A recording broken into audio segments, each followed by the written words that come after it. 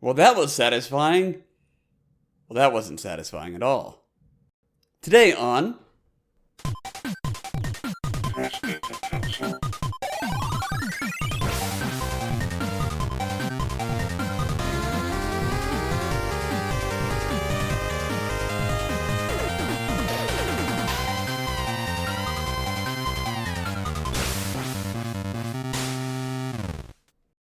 We're starting a sex-themed podcast, right? Yeah, it's totally. Press B for sex. Okay. That is what B stands for. Happy ending. Happy ending. Happy ending. Yeah. Press B for backdoor. Yeah. Oh, snap. Okay. I'll be pressing B later on.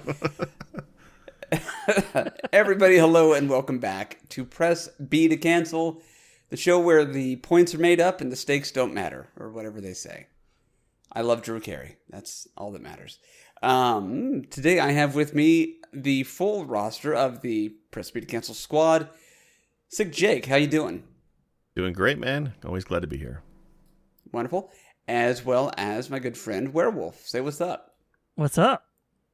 Nice. Or I could take it back a little bit. What's up? That is a deep cut from the 1990s. Bye, Retro. By Retro. So for anybody who couldn't discern what we're talking about today from the intro, we are discussing the best and worst video game endings of all time. So I think we each have ours already picked out, as well as a couple of honorable mentions. So state it like it is a fact, and then let us discuss it as if it is an opinion. Who would like to start off? Well, do we want to do worst endings or favorite endings? Yeah, Ooh. let's cycle through. I don't know. You know what? I think we're gonna have less to say about the bad ending, so let's start there. Start with the bad, end with the good. I like it. Or we could end with the questionable. Let's do that. So, how about this? Werewolf, start us off. What game had the shittiest ending in your opinion? Halo 2. Now, I don't know if you guys have played the Halo games, specifically Halo 2. I got an Xbox and Halo 1 a few months before Halo 2 came out. In all the excitement for Halo 2, I was doing Halo nights with some friends at work and things like that, so I picked up the special edition one. Loved the game. Was super hyped for Halo 2. Got Halo 2, burned my way through it real quick, probably 2-3 days tops. And that ending, you get to a point where there's a big story dump at the end, and Master Chief hops on a ship that jumps into a makes a slip space jump, and winds up on Earth. He's now getting radio transmissions from Earth that are like, we don't recognize that ship, take it out. And he responds saying, "It's me, Master Chief." And they're like, "Oh gosh, what are you doing here?" And he's like, "Finishing this fight." And then it rolls the credits. What's wrong with that? You didn't finish shit. They make you feel like you've got at least one more mission in the game, and they cut it. Now, is that because of development costs or something? Or is that just how they plan the story, do you think? I think that's how they planned it, because Halo 3 picks up right there. What year did Halo 2 come out? My guess is there were a number of movies that were being filmed back to back, a la, Lord of the Rings. Film it all at once, and then we'll cut it into 2 separate movies.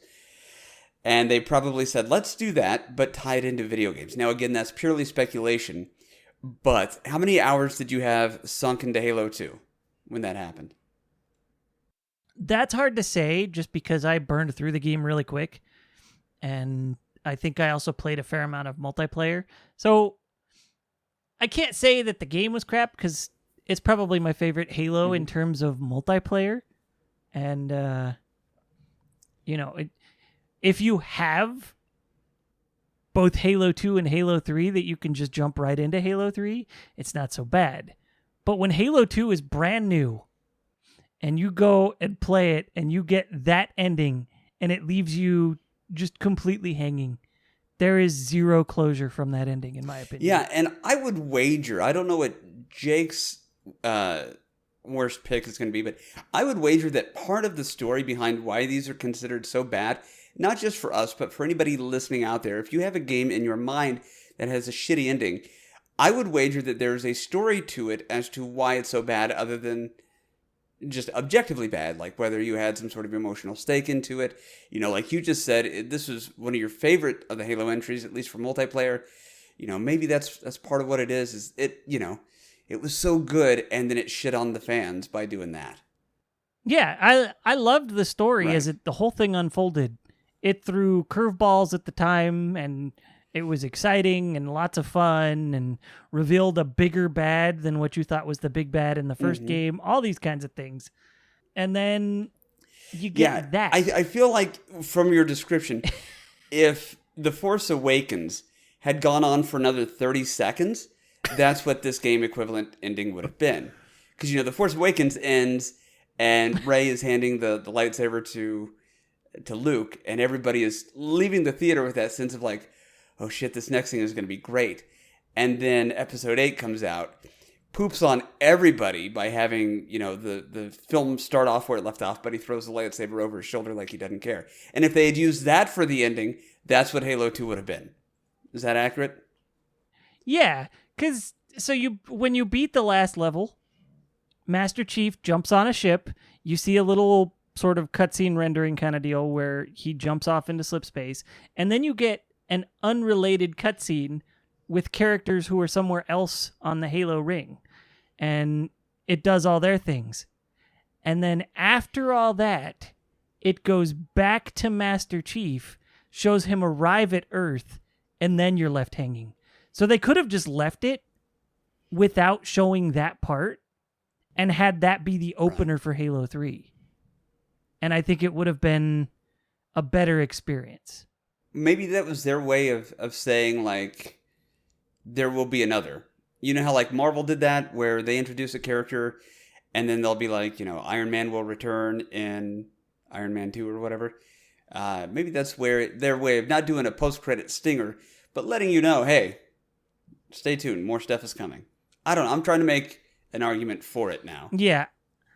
I'm sure that's what it was, but it was another 3 years before we got what happens next.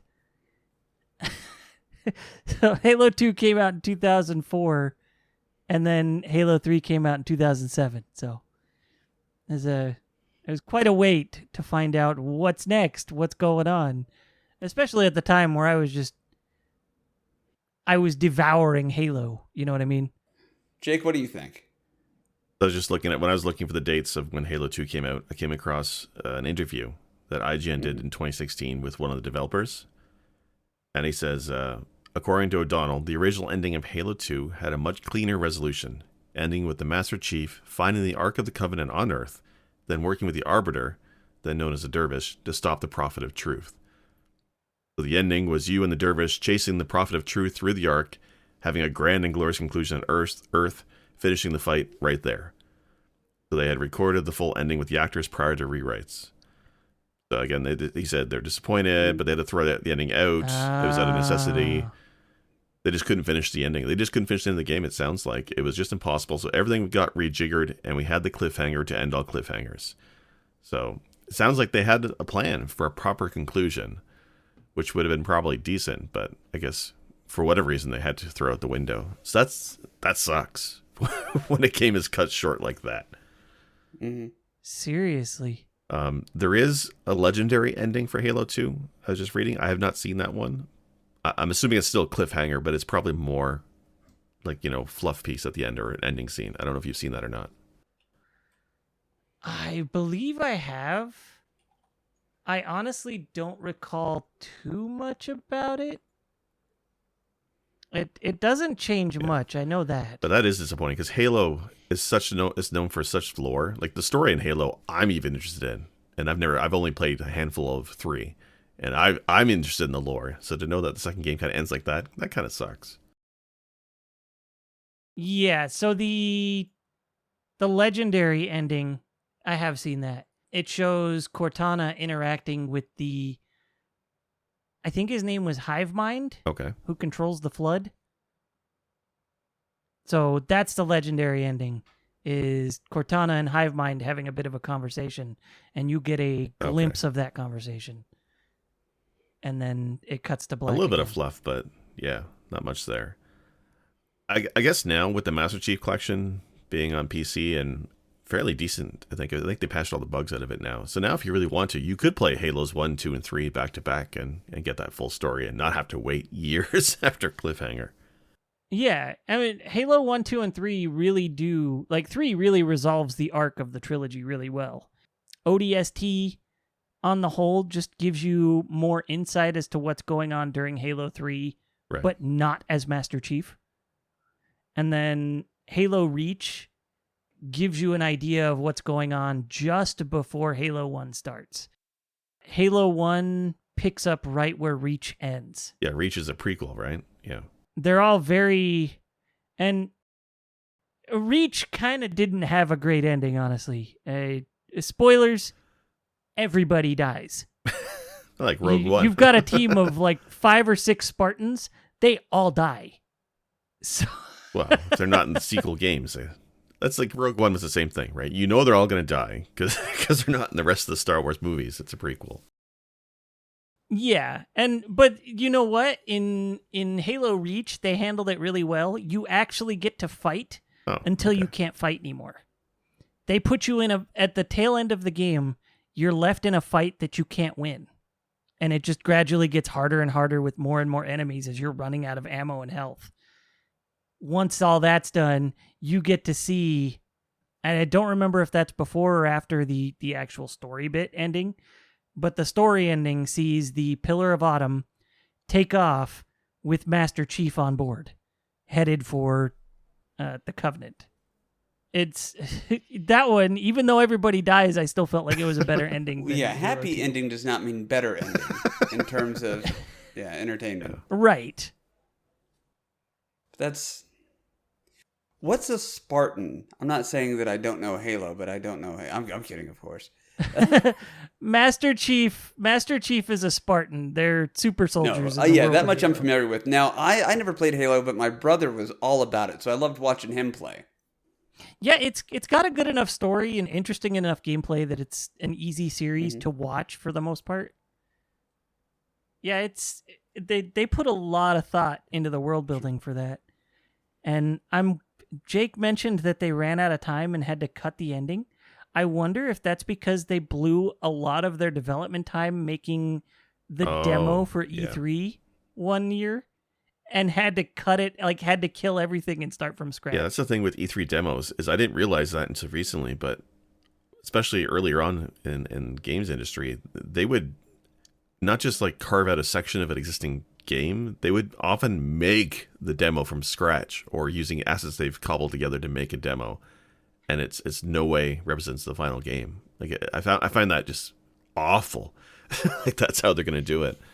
So yeah, maybe because Aliens, Colonial Marines did that, where it's just like the demo wasn't even in the final game, if I remember right. It just they had to like take dev time away to make this thing for showing off at E3.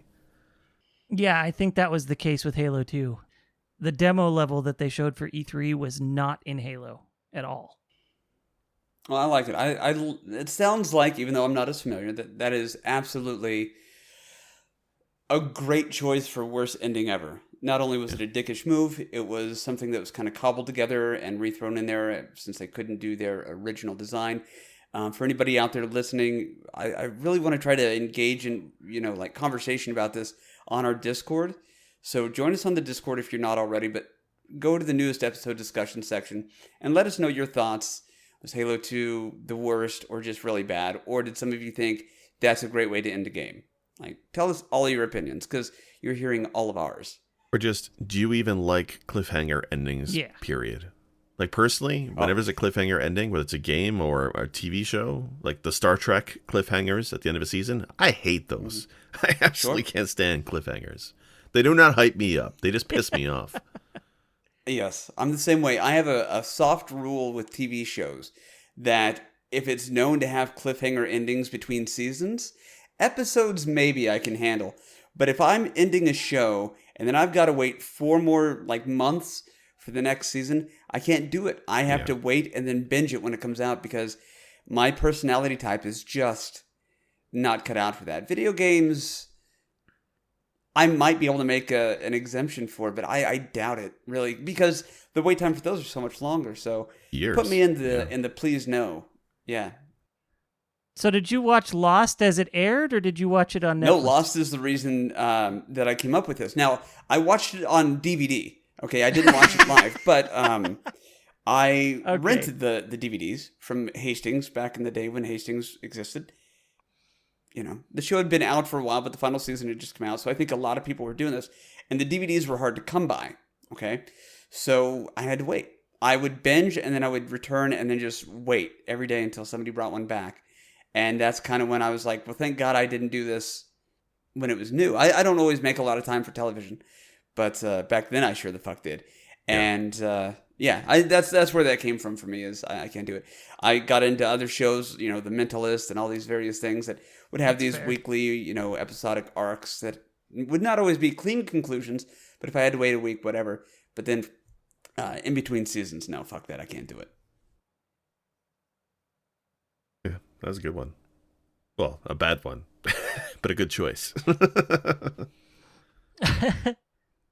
All right, shall we get into Jake's? Let me hear about yours, okay, Jake. so I'm I love this topic for an episode, and it had me thinking of you know, how important is an ending to games and how that's kind of changed over the console generations. Because I kept thinking, like the Nintendo, some of the early Nintendo games, the black box ones especially, there's generally no ending. A lot of those just go on forever and they repeat. So does that count as a bad ending, or just the fact that there's no ending at all kind of disqualifies it? But then I remember there's a game that balls to wall hard in arcades and is brought to the NES, and that's Ghouls and Goblins. I have to make sure I say the right one because I confuse the two all the time. But Ghouls and Goblins for the NES. And just like the arcade, it's an incredibly difficult game to play through. Really difficult. I never made it to the end, but I've watched enough streamers and I've watched enough YouTube videos to see people play it. And it's the same thing when they've done it blind and they've never played it before, and they get to the end boss and they kill it. And the screen that flashes up on the screen, and I'm going to read it now, it says, "This room is an illusion and is a trap devised by Satan." I'm assuming devised, but they spelled it wrong. "Devised by Satan. Go ahead dauntlessly, make rapid progress." And then it loops you back to stage 1. No credits, just straight loop to stage 1. Where if you somehow manage to beat it on loop 2, which is a whole lot harder, I'll add, only then, when you beat it a second time, do you actually get an ending. And the ending is just, you get the princess, you save the girl, of course. And this is where the congratulation, obviously the spelling mistakes are legendary in this game. "The story is happy end. Thank you. Being the wise and courageous knight that you are, you feel strength, welling No, in not your strength. body. Strength. Strength. You feel strength welling in your body. Return to your starting point and challenge again. But then you get credits, if I'm not wrong, at the second loop. But like, how much of a slap in the face is that you beat a game that's so ridiculously, insanely hard, you get one screen and it makes you do it all over again. And like this series, this is what they're known for. They all do it. Like Super's Ghouls and Ghosts, same thing, loop 2 to get the real ending. Oh, there's a different boss at least. Ghouls and Ghosts Resurrection, the game that just came out, which is kind of like a soft reboot of this series. Same thing, loop 2, different boss. Right? How will they get away with this slapping the face of people who play their freaking games? I do not get it. But I think this is one of the worst games, or worst endings I've seen in a game. Just for the sheer insulting. Not even end credits. I mean, Sonic will even give you end credits, if not the proper ending, usually. That does suck. That's a dick punch. It's just like Halo 2. It's a dick punch, right? Yeah. It's a false ending. Not that the actual ending is much better. Yeah, even the real ending is like, just do another loop. It's also bad. Yeah, you'll have fun, we promise. Yeah, the poor translation, the lack of cinematic, just nothing. Like, I don't need much from a Nintendo game for an ending. I really don't. Like, even Mario 1, the ending is not all that great, but at least you find the princess. At least you get something, right? But this, I don't know, man.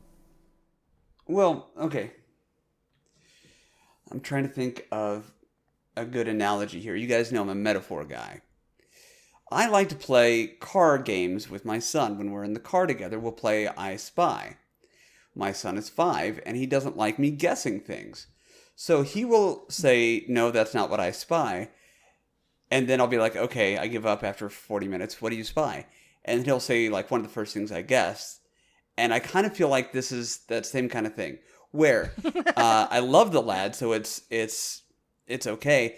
And the mispronunciation, the poor translation at the end of the game is kind of the saving grace that makes it okay. Because it's like, well, he's not good with words. Let's just let it pass. We'll do it again. Sorry, little fella.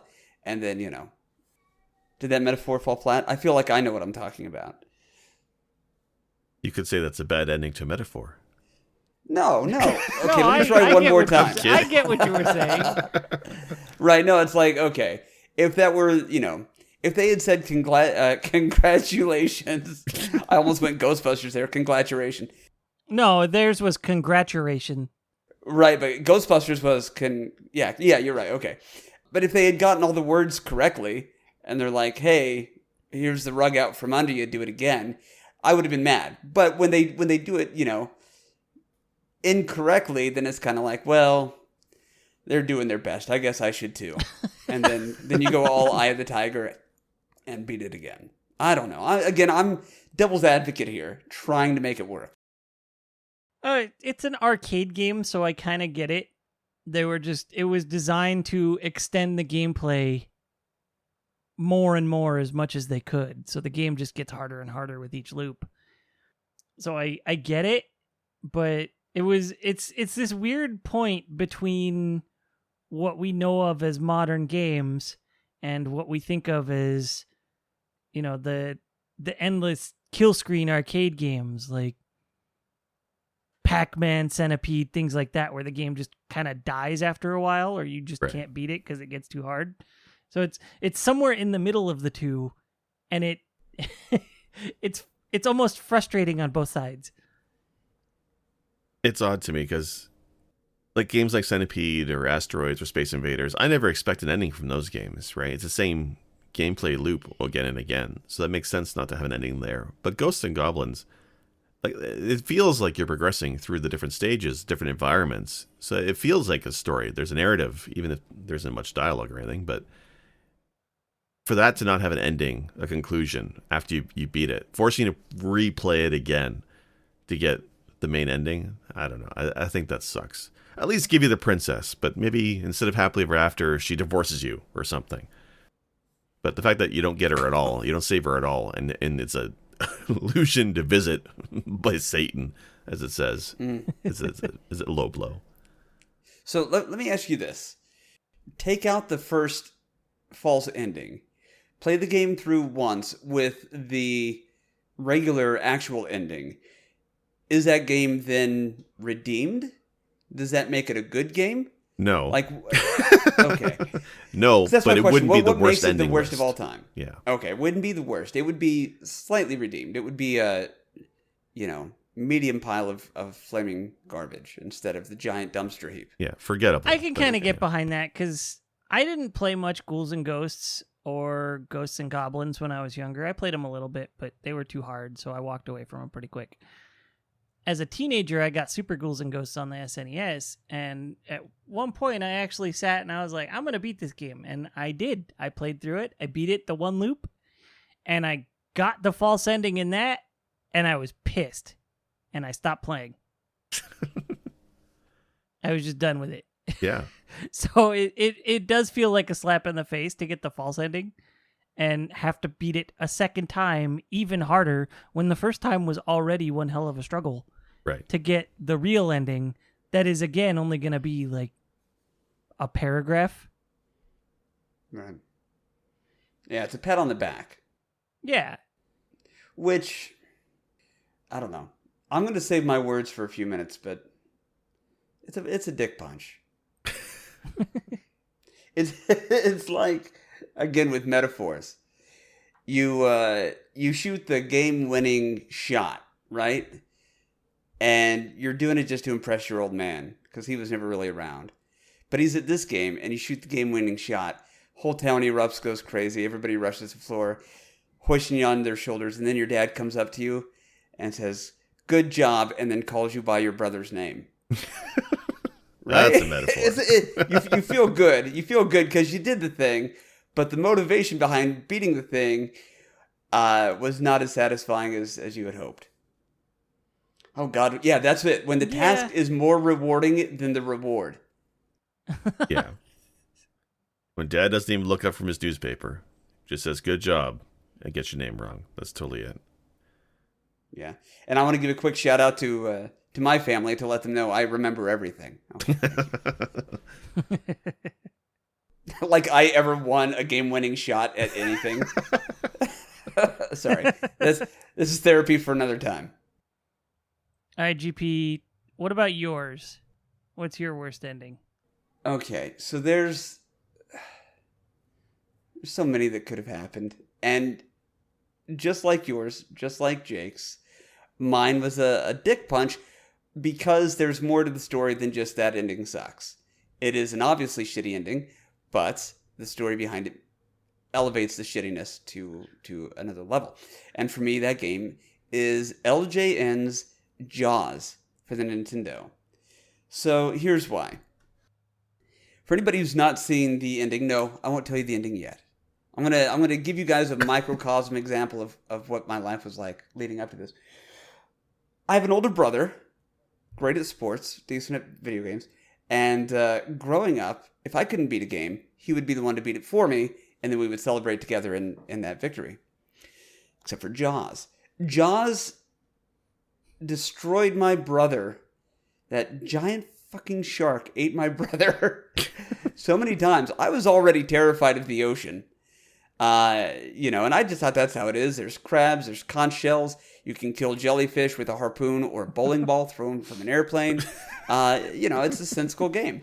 But then every now and then you have these human-sized sharks, and then you have this giant Jaws shark that scared the bejesus out of me, and my brother couldn't do it. It was like the one game he could not beat. It was not until I was a full-grown adult when I started collecting video games again in my 20s that I came across this game, played it, struggled with it still because I think I had a mental block on it, and then finally I killed Jaws. Well, I beat Jaws. And then, what I didn't know, there's a whole other second area of the Jaws fight where it's just one-on-one. He's coming at you, swimming left to right, and you've got to make him jump out of the water, stab him to death with the end of your boat, as you do. Yeah, and then you get the ending. And that ending, the reason I've drawn it out and I'm waiting till just now, which I'm still drawing out before I tell you, is because I want you to know what I felt. What is this ending? What is the ending?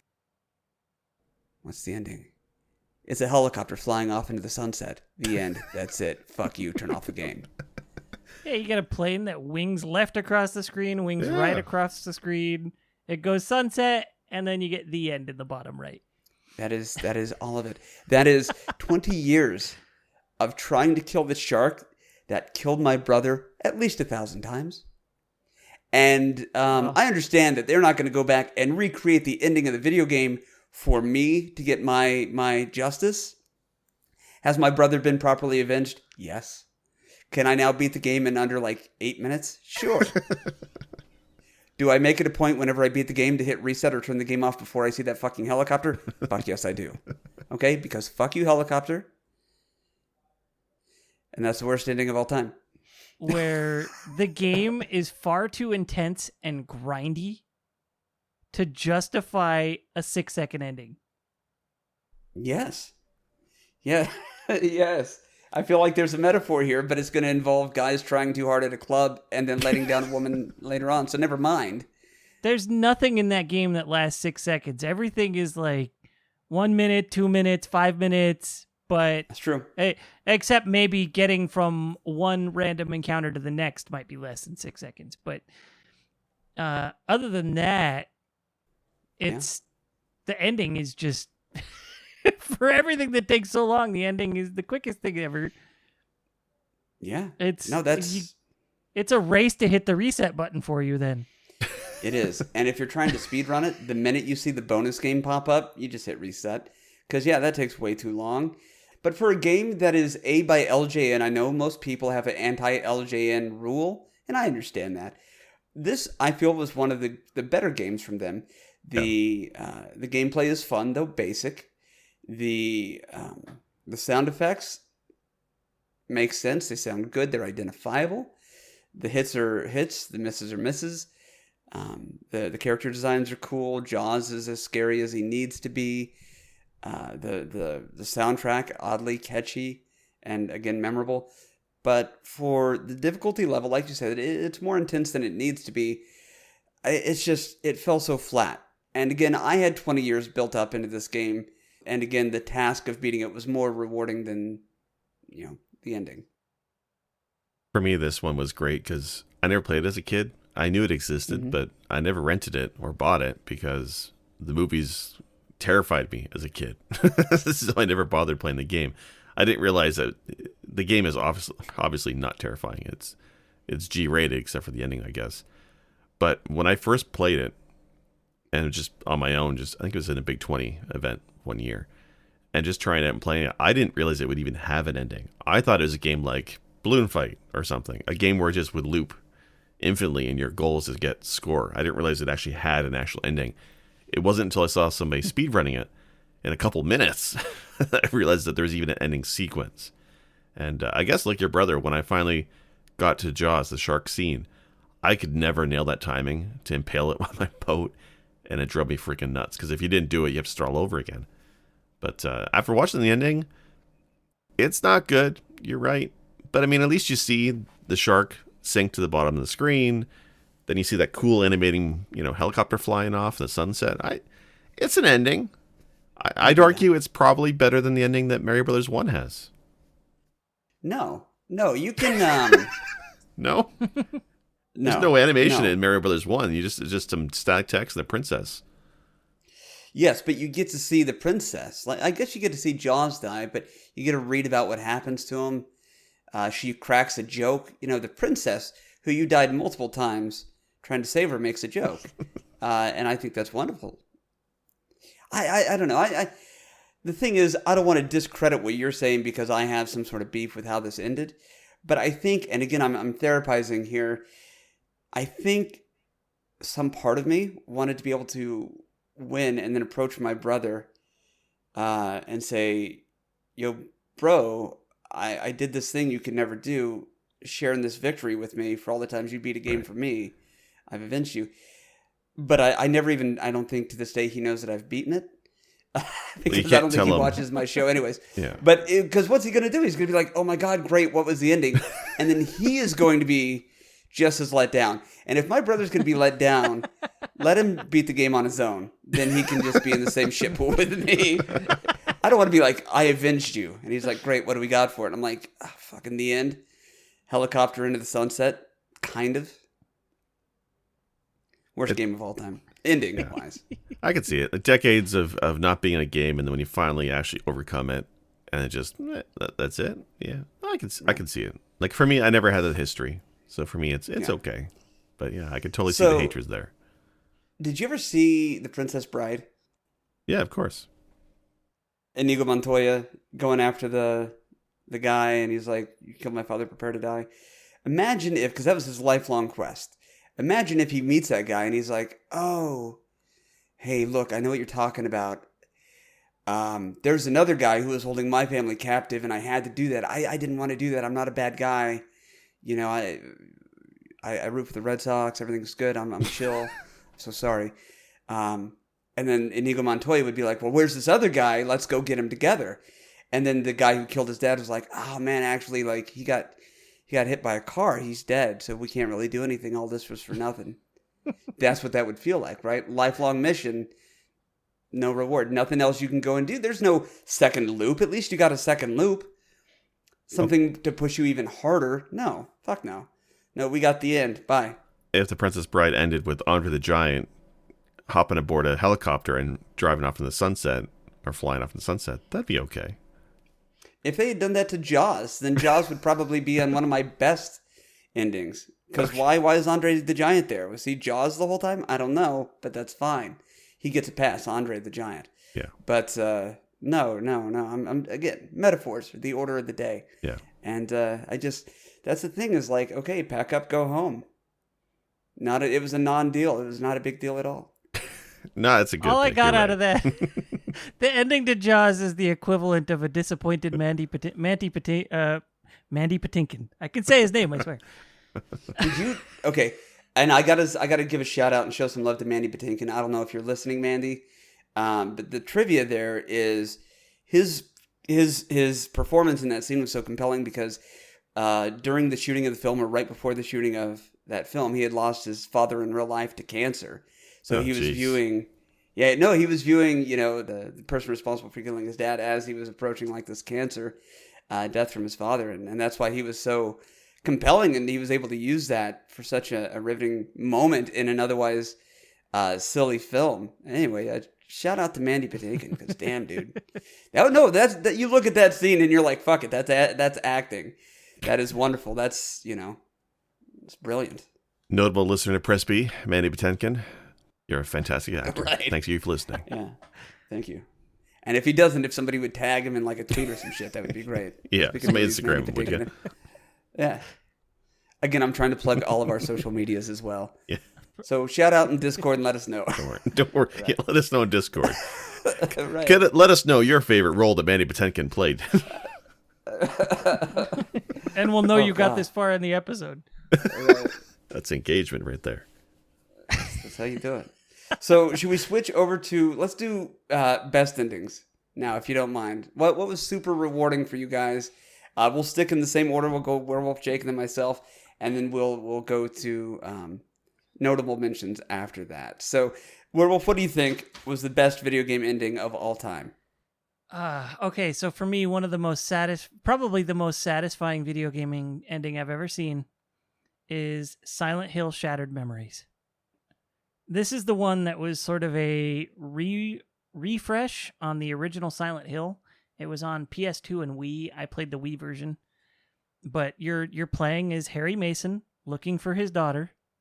It's a bit more of a modern experience than Silent Hill 1 because you have a cell phone and various other things.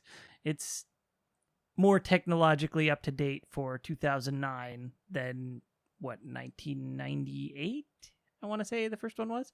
Right. And I played through this game with friends watching. This was a let's play in my room before let's plays were really a huge thing online. Streaming was certainly not a thing at the time, but I had two friends. They were like, dude, you got to play this. And they hung out and watched me play through the entire game and beat it because they wanted to see. There are little differences in the endings that, depending on how you play the game, what you look at, what you interact with, what you find, what you don't find, how much time you spend interacting with certain elements of the game, it sort of psychoanalyzes you. But on top of that, there's also the ending where at you're going through the game and it keeps cutting at major points in the story to a therapist's office, and you're in a therapy session. And these therapy sessions go back and affect the game. So it's back and forth. What you do in the game affects the therapy sessions affect the game, and so forth. It's all really cool. But you're left to assume the whole game that you're playing as Harry the whole time. It's very innocuous during the therapy sessions. They don't reveal things until the tail end of the game. You find out that you were playing, that in the therapy sessions is Harry's daughter. And so the first ending I got was the one where she chooses to stay insane.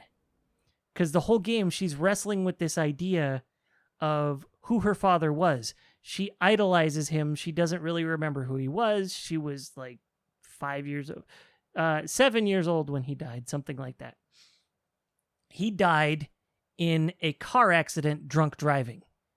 So ultimately, the ending to Silent Hill Shattered Memories is Harry was a shitty person, a drunk, a terrible father, a terrible husband, womanizer, all these things. And just because she was a little 7-year-old girl who loved her dad, she's got this very different image of him. So the first ending I got was the one where she chooses to stay insane and latch on to this and sort of fall deeper into her imaginary world of living with her father within her conscience and hating her mother. That's a total mind fuck. Yeah. Right? It really is. Yeah. And so I was like, well, now I got this ending, but I know there's multiple endings. I want to try and get the good ending. So I went back and played again that same night. So I beat this game twice in one friggin' night. We're talking, I started it at probably like 7 or 8 p.m., beat it once, and then beat it the second time probably around 6 a.m. Huh. So I went through it pretty quick. But the second ending, I actually did manage to get, I think, the good ending, in which she lets go of her father. She realizes that what she's holding on to is just made up by her childhood memories that she's perceiving incorrectly. And she lets him go and moves on with life. And then you see her, I think she goes out and meets her mother out in front of the therapist and goes home with her. So she makes up with her mother in that ending. And it was satisfying. It's really cool to see these differences. And then, of course, there's the ever-present goofball ending in Silent Hill. And this one is sort of like a play on the greatest hits, where instead of being the 3D animated session and all that, like everything else, it's hand drawings in an animatic format. So it's not well animated. It's like jump from one movement to the next and so forth. Right. But you've got the therapist going on to Cheryl about these things, and then James from Silent Hill 2 shows up, and the therapist is like, wrong day, James, I'm with another patient. And he's like, I'm sorry, I got the wrong day again, and leaves. And he goes, I'm sorry, that's just another patient of mine. He's got marital problems. Come to think of it, I haven't seen his wife in a while. They do very tongue-in-cheek things. Yeah. And then immediately they cut back to Cheryl on the couch, and she's a Shiba Inu. So it's sort of that dog UFO ending from Silent Hill 1, and she calls her mom a bitch. And that's where it ends. So these endings are very satisfying, each one of them. Wow. That's bizarre. That first ending that you mentioned, that sounds totally like that'd keep me up at night. That would. But yeah, the second one sounds really awesome. That sounds, now I kind of want to play this game. I never really got into the series, but I couldn't play Silent Hill 2, not because it's not a good game, but because of the grainy effect that they use. It bothers my eyes, and so I couldn't stare at that. It bugged the shit out of me, and I couldn't play it. So I have not experienced Silent Hill 2 purely because of that.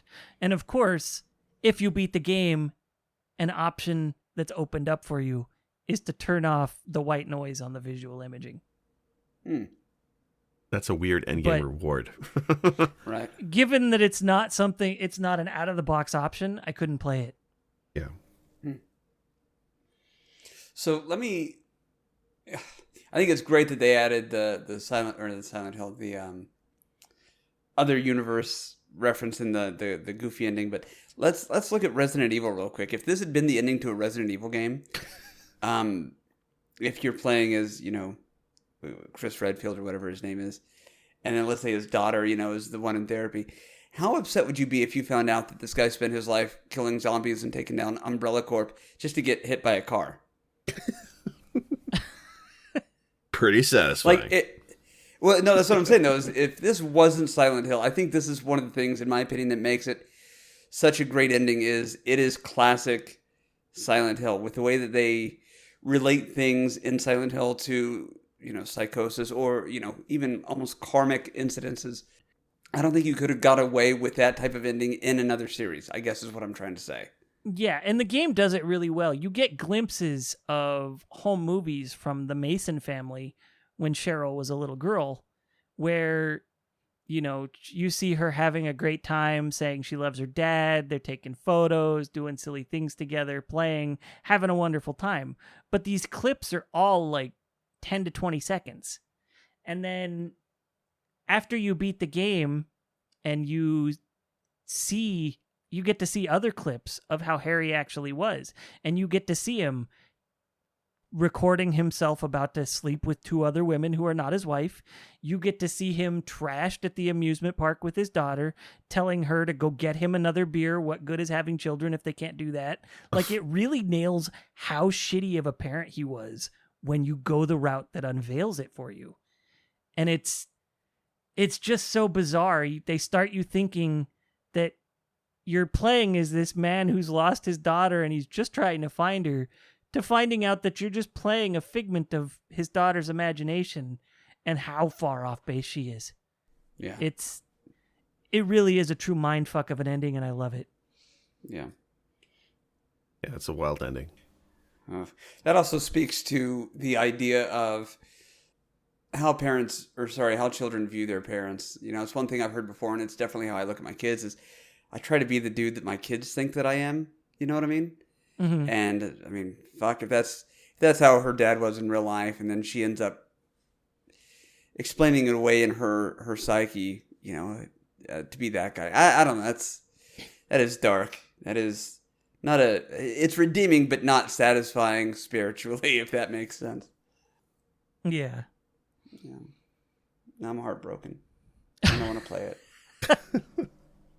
I recommend it, especially if you could play it with somebody who doesn't know the story, so you can sort of hear their reaction and see them respond to everything, since you kind of just had everything ruined.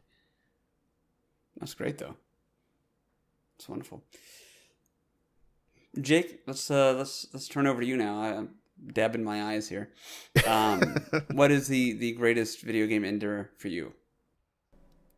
One of us had to pick this one, I think. I think it was important that we talk about this one as one of the best endings, I think, of all time. Certainly, I think one of the best ones in the SNES, at the very least.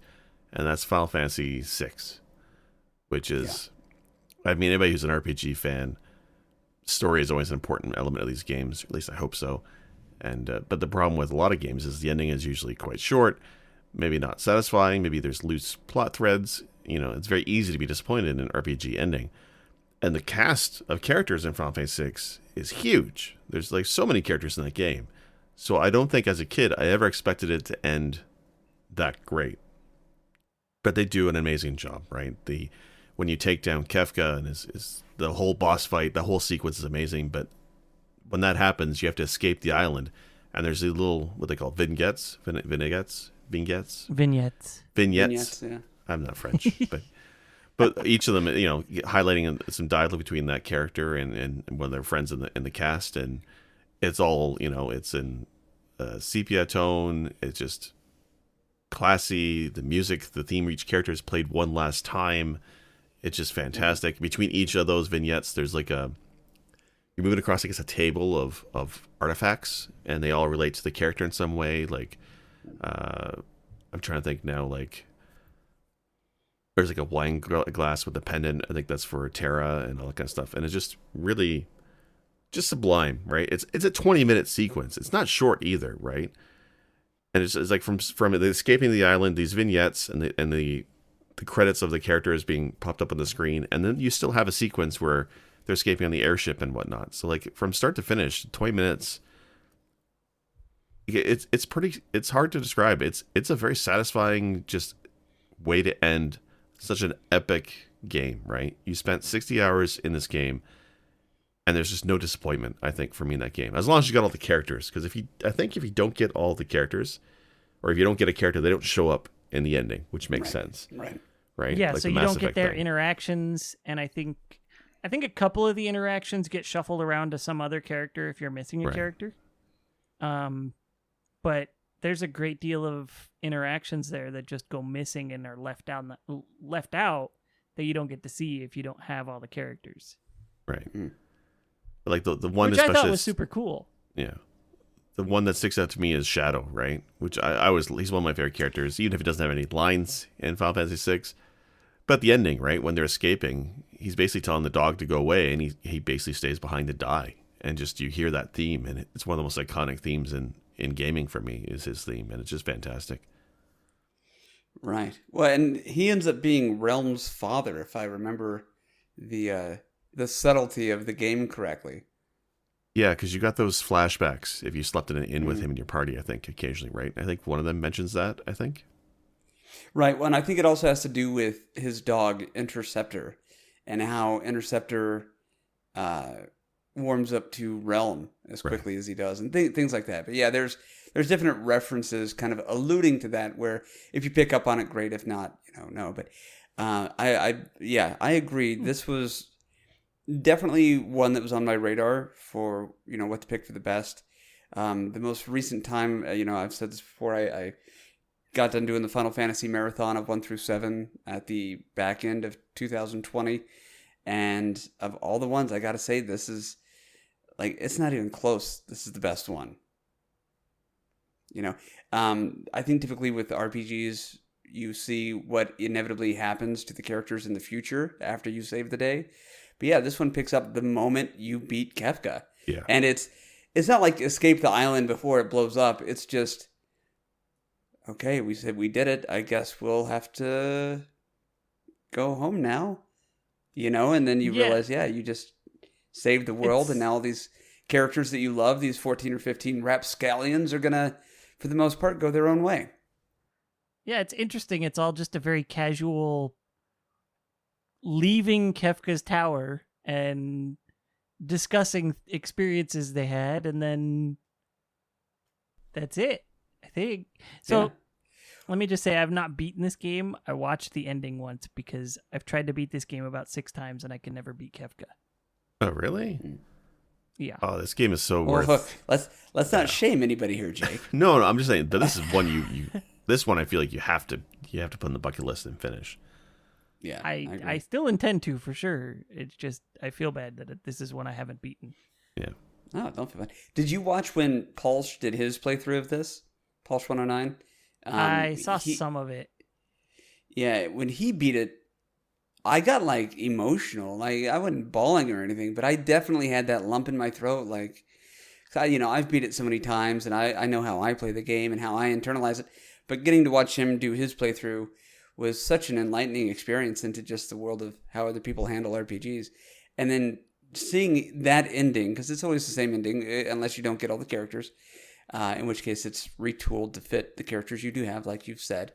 But to experience it from watching somebody else beat it was a way that I had not done it before, and was taken aback by how profoundly different feeling the emotions were. I mean, they were still similar because it's still the same game. Music is the same, etc. But it's like I saw a different side of the characters because I had watched somebody else play and interpret them as they were doing it. So it's such a great game. It approaches perfection. Of course, it's not quite there, but it is close. And then, of course, I had said this earlier. I'm sure some people are rolling their eyes or yelling at me for saying that most games show what happened to your characters in the future, whereas this one picks up right after. Final Fantasy VII picks up right after, but it's also like a chase with the Highwind getting out of the crater and all that kind of stuff. There's a lot of action. This doesn't have any action because you just did all the action. What are you going to do to top that? Yeah, you already won.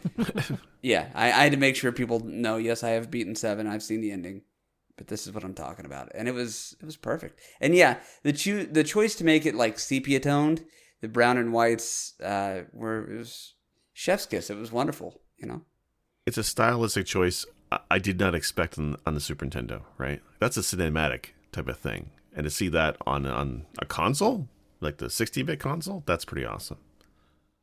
Yeah, 100%. It was artistic, but not for the sake of being artistic. It was just, this is how it should be.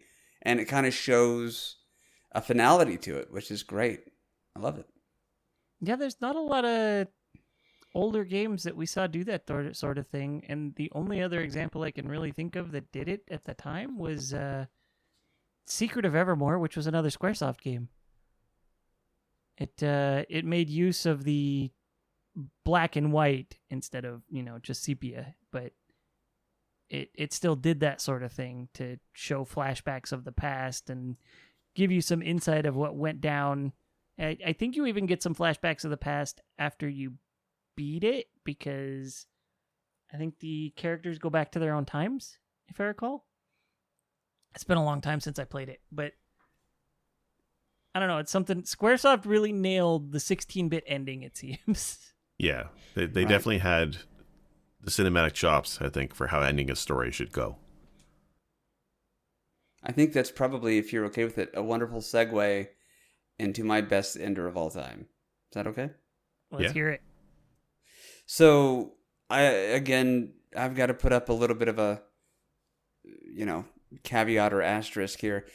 The game is Chrono Trigger, but I have to say, I have not seen every ending of Chrono Trigger. I've just seen 2. Having only played it once, I died during the final fight, and that's its own ending. And then I beat the game, and I saw my ending. There's a bunch of different endings, and I have not researched them. I have not gone online to watch them because this game, I don't want it spoiled. So you're probably saying, if you haven't seen all the endings, how do you know? Because I didn't even get the best ending. I just got an ending, probably a lower one, because it was a first playthrough for me, and I didn't know at all what I was doing, so I'm sure I didn't get all the stuff. So that said, the reason I consider this the greatest ending of all time in a video game is I grew up playing Final Fantasies with the RPGs, and those were all very, okay, the game is done, here's the ending, well done. And they were, as we said with Final Fantasy VI, satisfying. 4 was that way, 5 was that way, 7, all of them I enjoy, because you invest so much time. You don't just want a helicopter flying off into the sunset. Sorry, I'm still not over it. But with Chrono Trigger, I played it for the first time in my late 30s and beat it. And I was so captivated by the story, by the characters, in a way that transported me back to when I was a kid. But I understood this game as an adult, which was a completely new experience for me. In doing the Final Fantasy Marathon, there were RPGs in that era that I had not beaten, Final Fantasy V, that I finally got to see the ending of, and that was great, but that's all it was. With Chrono Trigger, there is a whole other level of appreciation for what went into the game, not just the multiple story threads, not just... Well, if you've played Chrono Trigger, you know the various ways that you can customize it and beat it, the various things you can do. I still don't know the exact depth of that ocean. And for beating it, I was emotional and I was thrilled. I was sad that the game was over. I was not ready to leave that world.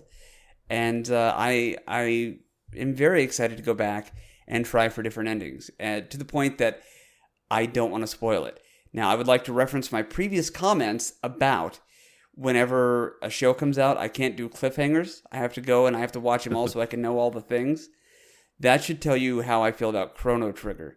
Because even though I know there's a lot of other information and a lot more endings, I don't want to spoil that. I want to go through and I want to savor it and I want to earn every one of them. And for my personality type, that is rare. Thank you. What ending did you end up getting? Probably the ending one, which is the one where you actually kill Lavos. Okay, yeah, basically that's it. So the first time I fought Lavos, I died and there was kind of like a game over ending, which somebody had said, well, technically you've beaten the game now because it shows you that game over. Yeah, and then I went through and the I future did it. refused to change. Right. So I guess the ending I got is still considered like one of the lower rungs or one of the worst endings. But yeah, it was your basic vanilla, congratulations, you beat the guy kind of things. Yeah, I'm trying to spoil for you, but how many phases were there in your boss fight? Oh, fuck me, man. I want to say 3. Okay. Yeah, because I think there's one where there's only 2, I want to say. It's been a while since I've beaten it, but I haven't gotten all the endings, although I have watched them over the years. But as a kid, I got through several of them, and you're not wrong. Like it's not sepia tone, right? But the conclusion of the story and the characters all going back to their time periods is really great. Yeah. Well, and then there's the open-endedness of it with the Final Fantasies, the sepia tones. Again, I feel like that was an artistic choice to give you some closure and show that it is the ending. It's the closing of the book, right? It's the back cover. This is still that, except there's other shit to go do. There's other things to unlock and go see. And the only shame with any of it is that I haven't taken the time to go and do it again. So I imagine I'll be streaming that before long as I return to streaming. But that was January 1st of 2020 was when I first started that playthrough, and I haven't played it since. So it's been 16, 17 months. Wow. And yeah, there's times where I've thought about it, saying, "Oh, I don't know when I'll play it again. I'm gonna go look up the endings." But no, I've the moment I have that thought, it's not that I have to suppress that feeling. It's just I don't even have the desire to watch those. I'll get there on my own, and I love that game for giving me that feeling, because it is a rare thing where I am accepting of that sort of idea. So greatest ending in my experience. Again, full disclosure, I got one of the worst endings, and I don't know the other endings. But because of that, it wins, in my opinion. Yeah, this one had a lot of well thought out endings. And again, I don't want to spoil any either. I've seen 6 or 7 of them myself. How many are there total? Should I ask that? I'll ask that. That's fine. So there's 12 in the Super Nintendo version. Oh, They're okay. in subsequent versions like DS, mobile, and PC.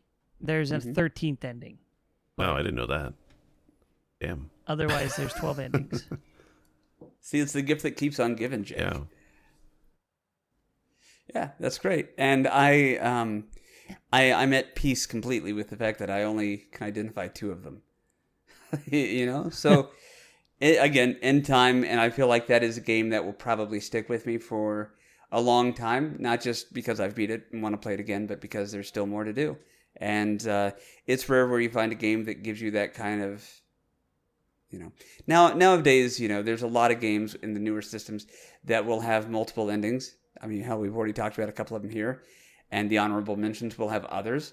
But to have that back in the 16-bit version, it was more unique, especially, if you're me, who has just always had the singular ending whenever you play a game or an RPG. So it was refreshing as an adult. I think it would have blown my mind as a kid, but I am grateful that I waited until I was, 36, 37 years old to beat it for the first time. So I gotta say, a feature that some games will do even nowadays is the idea of New Game Plus, right? Where you can start over again Right. with all your gear, items, and experience levels and stuff. I usually don't care for that, but Chrono Trigger is the only one where I make an exception where I actually love it. And that's because of the whole time travel story. I'm not going to give away anything, but because of the time travel story and the New Game Plus, you're able to basically finish the game faster in different ways, right? So it takes into account the whole time travel aspect of it, and that is incredibly clever. And I've played. I mean, there's other time travel based games. I'm sure. I can't recall any offhand, but when you have a story based on time travel and the concept of going to Lavos in different time periods is awesome. And they could have easily taken the easy way, or the cheap route, and just have one ending for everything.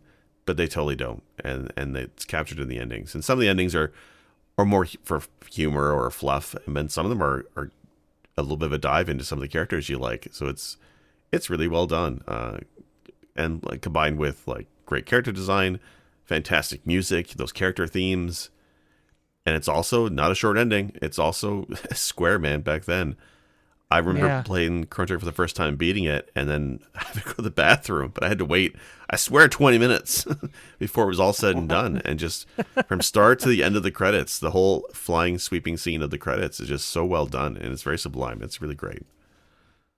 Yeah, I think sublime is a wonderful word for that as well. So. Yeah. That's cool. God, I love talking. I'm glad that we did the bad games first.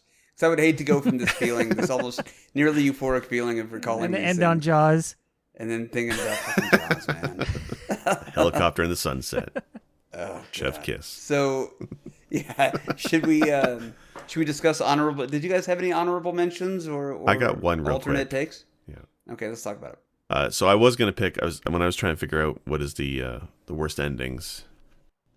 Oh shit! You guys go. I forgot my best ending. I was gonna pick. Okay. Shit. We just got done doing lists of top 5 and bottom 5, so it's good to just kind of have a clear cut number 1 with these things. So that's good.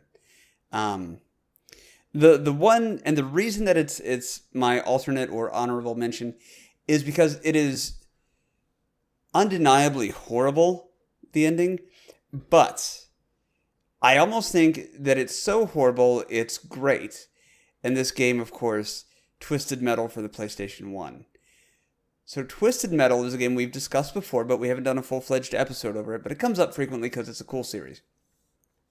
You are one of any number of tortured souls piloting, or in some cases haunting, a vehicle that then gets released into the world as like this battle royale, cars with missiles sort of thing. It's kind of a hard premise, but the game is awesome.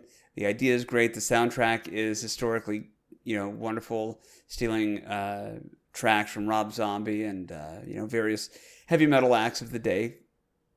But for the PlayStation 1, whenever you beat the game, and again, this game has multiple endings depending on the character that you choose, much like any fighting game, which deep down, that's what it is. It's a fighting game. The ending is, for some of the characters, a cinematic... God, how do I say it? All the writing and acting of a porn, but without the awesomeness of nudity that typically you would find in porn. Does that make sense? How do you describe something like this? Well, it's very B movie. Like, think the opening of maybe even C movie. Think the opening of Resident Evil 1 for the PlayStation, the live action shots, but bring it down another notch. Right. So either they couldn't afford or they didn't have the time to create the video game version of these endings. It's all done with like a 1990s or late 80s handheld camcorder. But the difference between Resident Evil's filming and Twisted Metal's filming is that Resident Evil was trying on purpose to be super cheesy. And Twisted Metal seems like it was actually trying, but they had a super small budget. Yes, it's almost like... God, okay, so there's kind of a thread through all of them, where the winner of the game gets to approach this character, I think named Calypso, is that Calypso. Right? Who is a character missing his face. But what they did was they put him in this wig that looks reminiscent of Carrot Top, the prop comic, with jam on his face. Like it looked like he got just jelly or something smeared all over his face. And that's it. And then there's typically dudes with like Uzis, no t-shirt, baggy jeans tucked into high lace-up boots. And then there's a bunch of women very scantily clad around like this throne, and for some reason there's a lot of smoke. So then every character shows up, or I don't think they filmed endings for every single character, but the ones that are there, it's horrible. Really, I think the budget for this, if they already had the camera at their mom's house, the budget for this had to be like $105, 1990s. So those live action endings weren't even in the game, the final game. Yeah. Right. Okay, so tell them that story. So that's the thing, because when you mentioned Twisted Metal, me and Wolf, before the podcast recording, we were looking it up, and we were watching these. They're hilariously bad. I love them, but they're totally awful B-movie things. And then the YouTube video also had a wall of text ending afterwards, retelling the live action thing, or so I thought. But then when I wikied it, it's, I guess, at the time, the name was called High Octane, not Twisted Metal. And I guess because of the sex appeal and maybe just the corniness of it, all the endings they filmed for each character, they axed from the final game. And instead, all you got was a Star Wars crawl of text. That's it. So I'm not sure which is worse. The fact that you could have had a really terrible budget B-movie ending, or that instead they gave you a wall of text, which is also bad. Right. Well, but again, a wall of text is not unheard of when it comes to like fighting games. Mortal Kombat 2, a very great game. I think Jake would agree with me. That's what it was a picture of your character and then some words. But if the original game ending is so bad that they can't put it in the game, it can't officially be the worst, but it's also kind of the worst thing, right? I guess. I kind of wish they had these endings in the final game, though. You know, they are absolutely terrible, but... Watch the one with Sweet Tooth, the clown, and the full makeup and whatnot. it's so bad, but this would have felt more like a cult classic game nowadays if they kept them in there. Knowing that people playing this originally only got a wall of text as their ending. Because, like, Wolf, you're saying before we were recording that this is kind of like Mortal Kombat in terms of the lore, although not as good, I guess, a step down.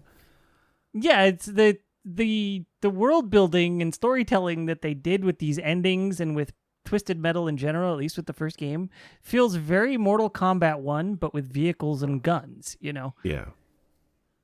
Sure. And like I'm stepping through the wiki, I was reading some of the character backstories and stuff. I didn't realize that there was this much story in these games. I'm actually kind of interested. There's so much lore. Yeah.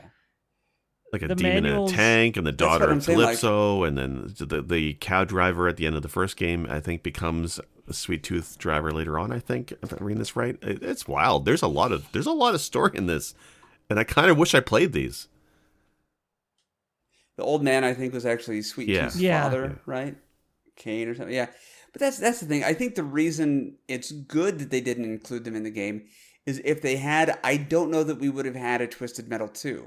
That's true. Right. It might have killed the chances of a Twisted Metal 2 because it definitely drastically inflates the cheesiness factor and low budget factor of the game, potentially making to the point that you almost feel like they're making fun of the player. Yeah. So it would have potentially sold less copies because of that. I mean, it could have also sold more because of that, because the 90s were a weird time. Yeah. In terms of... Yeah, but it doesn't feel like it was done ironically. Yeah. You know, like maybe before they got the green light to make the game, the dudes were like, well, let's go and film the endings with, you know, this camcorder, because that's what we used to call them. And then if we get the green light, we'll just put these in the back of the game as the winners. So I don't know. It's so bad it's almost good, but also it's just really bad. And it's hard to watch. I tried to show them to my wife, and it was just kind of like, how best to describe this? It's horrible. So, were you able to get what you needed, Jake, for your? Thank you. I completely forgot mention? about it. But anyways, when I was researching for this episode, I was always looking at other media outlets of top 10 endings and top 5 worst game lists and all this kind of stuff. Anyway, IGN did a top 15 list of bad endings a while ago, and they put, which one is it? The new Super Mario Brothers Wii as one of their worst endings. That's the multiplayer Mario game, which is a classic. It's fantastic. But so they put down basically the ending sequence. Dude is playing with a friend, Mario and Luigi, and the Mario player ends up losing all his lives on the last stage, and he's out. So it's just Luigi. It's up to Luigi to finish this, and he manages to beat Bowser with only Luigi. And then it goes to the ending sequence. Suddenly Mario's there with Luigi. Princess Peach comes out. In comes a hot air balloon. Mario and Peach get in the balloon and fly away. Luigi brings the hot air balloon down from the castle. Right. While Mario and Peach walk out of the castle. Right. Luigi opens the basket for Peach and Mario, and then he goes to lean on the basket, and they've already left him, and he falls to the ground. So IGN says that's one of the worst endings. I say it's one of the best endings I've ever fucking seen. And it's fantastic because Luigi's an asshole and he deserves it. And he should not be the one who leaves with Princess Peach. That's not his place. He's the lesser Mario brother. So I think it's one of the best endings ever. Why are you saying that Luigi is an asshole? I want to explore something here. Why is Luigi an asshole? Maybe I got a thing against sidekicks. I don't know. But I think Luigi has always been a terrible second-rate character in every game. And every Mario game. Nobody likes Luigi physics. Nobody likes the way he bicycle kicks in the air like he's some knockoff Liu Kang. Nobody likes Luigi. He's tall and gangly and ugly. He's like Tails. It's like saying Tails should get the princess. No, Tails gets nothing. He's a murderous, rampaging psychopath. Luigi's one step below that. I think he's just a terrible character. So I'm glad he didn't... My son's favorite video game is Luigi's Mansion 3, and he can beat it, and he loves everything Luigi, and I hope that he never hears this from Uncle Jake, And there's a real eye opener here, man. When he Also, beats Luigi Luigi's came Mansion, does before Mario Liu come Kang. out and save the day? Hogs all the glory. Good.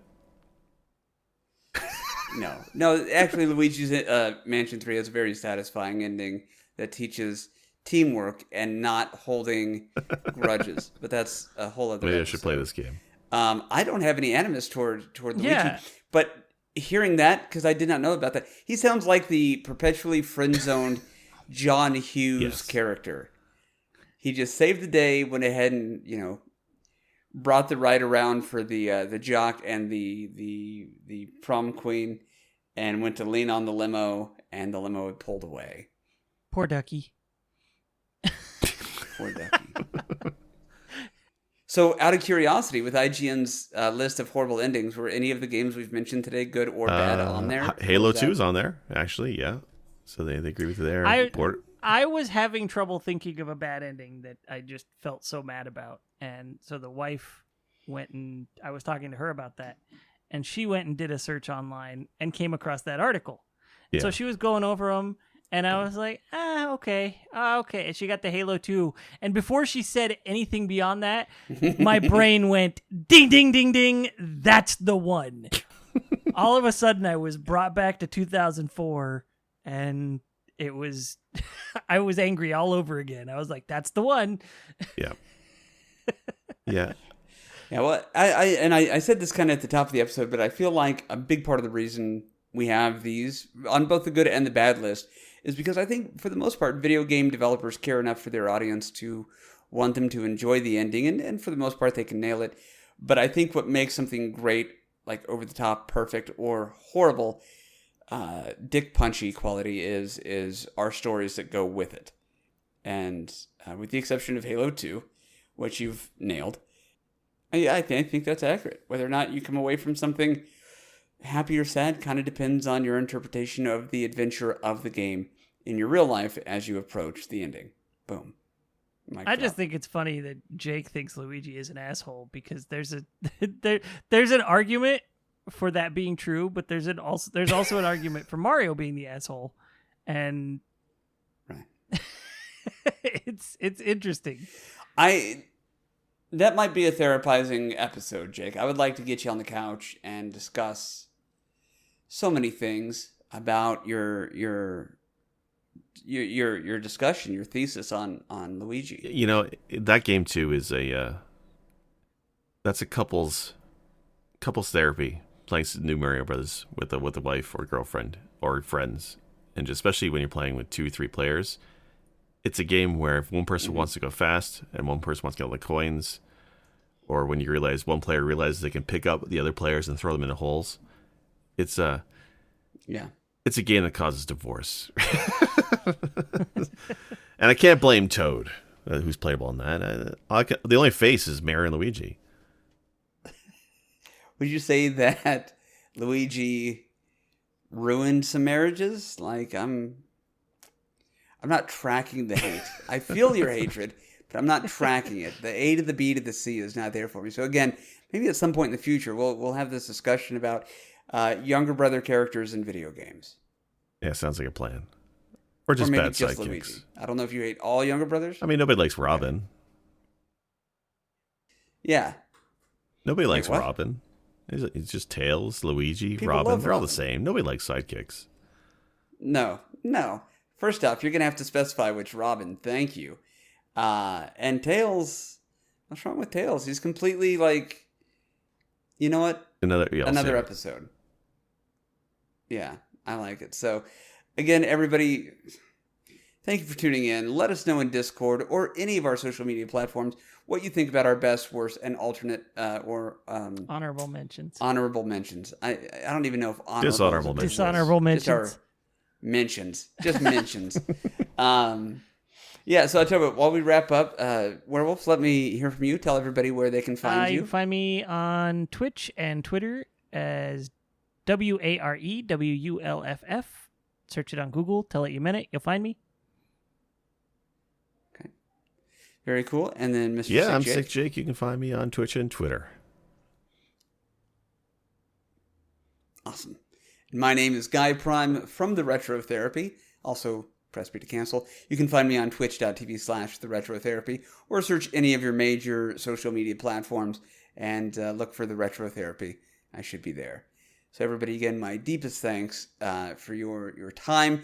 Thank you for downloading the podcast. And of course, if you're not already subscribing to our Patreon, I would invite you to do that. We have some very awesome, fun, long, but very insightful and in-depth movies that we've discussed while watching the movies on Patreon, and our subscribers can access those. We'll have more content coming up in the upcoming weeks and months, of course, but if you haven't heard or watched those, go back and do it. It's a barrel of laughs, guaranteed.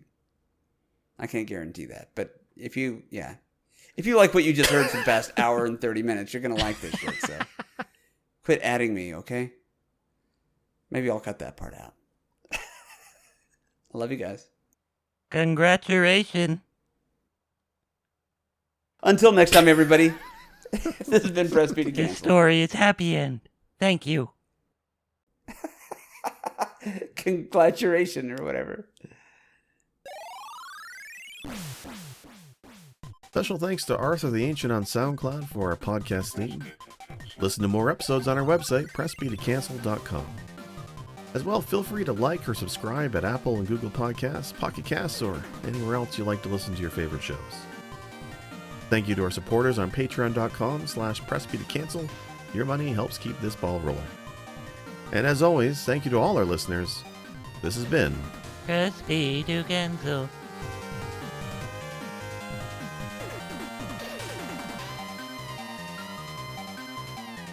Press B to